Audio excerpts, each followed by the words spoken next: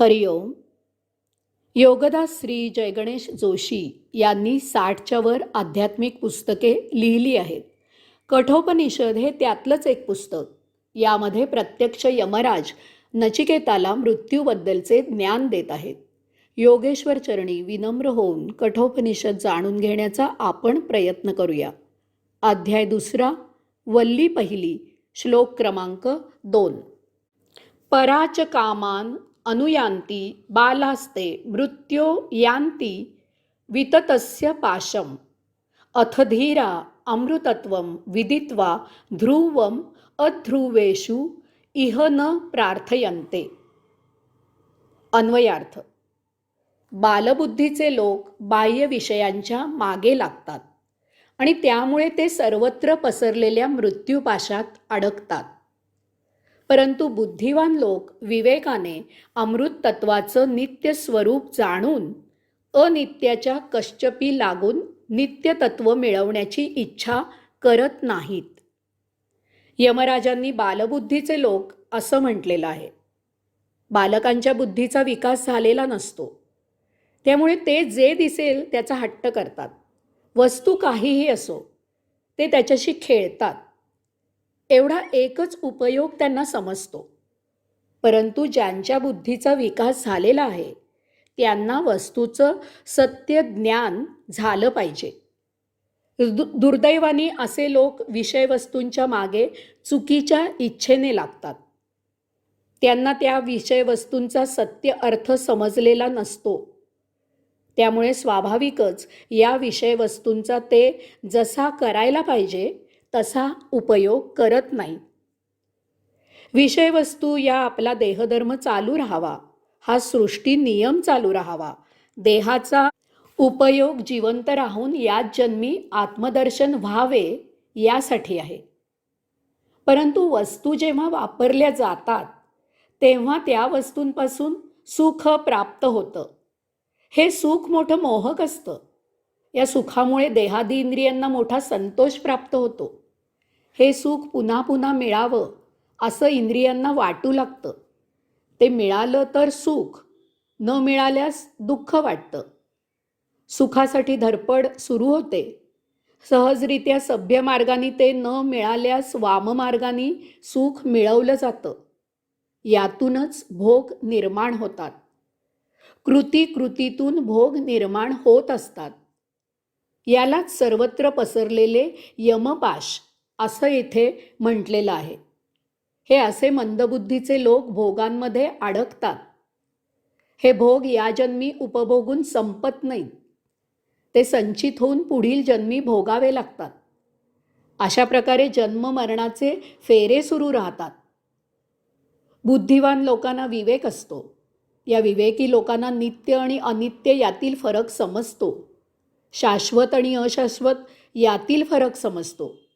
त्यामुळे स्वाभाविकच वस्तू विषय वापरताना त्याचा नेमका उपयोग ते जाणतात. यामुळे अनित्यामधून नित्याची ते अपेक्षा ठेवत नाहीत. अनित्याचा सुयोग्य वापर करून देहधर्म चालू ठेवून नित्य मिळवण्याचा, अमृत प्राप्त करण्याचा ते प्रयत्न करतात. बुद्धिवान लोक जाणतात की भौतिक सुख कितीही मिळालं तरी ते कधीच पूर्ण समाधान देत नाही. माणूस वरच्या पायरीवर चढला की तो खालच्या पायरीला विसरतो आणि त्याहून वरची पायरी न्याहाळत बसतो. ती चढायला मिळाली नाही तर त्याला मोठं दुःख होतं. तो खालच्या पायरीकडे पाहून ती आपल्याला चढायला मिळाली नाही म्हणून सुख मानत नाही. प्रत्येक गोष्ट किती मिळवायची याची त्याच्याकडे परिसीमा ठरलेली नसते. माझे एक मित्र नोकरी शोधत होते. काही केल्या त्यांना नोकरी मिळत नव्हती. एका सद्गृहस्थांच्या प्रयत्नांनी त्यांना बँकेत नोकरी मिळाली.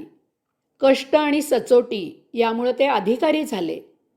अधिकारी झाल्यावर ते शाखा प्रमुखाच्या खोलीकडे नजर ठेवून काम करू लागले. शाखा प्रमुख पद मिळत नव्हतं म्हणून नाराज होते. एकदाचे ते शाखा प्रमुख झाले. त्यांचं अभिनंदन करत असताना ते मला म्हणाले, अमुक जण चालक मंडळावर बढती होऊन गेले. त्यांची जागा मला मिळाली. म्हणजे मीही उद्या चालक मंडळावर बढती मिळून जाऊ शकतो. सुखी माणसाचा सदरा मिळवणं महाकठीण असतं, कारण त्यासाठी सुखी माणूस शोधून सापडत नाही. त्यातून तो सापडलाच तर त्याच्या अंगात सदरा नसतो. समोर दुसऱ्याकडे जे सुख दिसतं ते दुरून साजरं दिसत असतं. तो सुखाचा आभास असतो. वस्तू मिळत नाही तोपर्यंतच त्यात सुख वाटत असतं. ती मिळाली की त्यातील फोलपणा लक्षात येतो. यासाठी उगाचच आपली जागा सोडू नये. कोणतीही दुसरी जागा पहिल्या जागेपेक्षा चांगली नसते. लांबून मुलायम गुळगुळीत वाटणारी गोष्ट जवळून पाहिली की त्यावरील खडबडीतपणा जाणवतो. वस्तू जोपर्यंत आपल्या सानिध्यात येत नाही तोपर्यंतच ती साजरी गोजरी वाटत असते.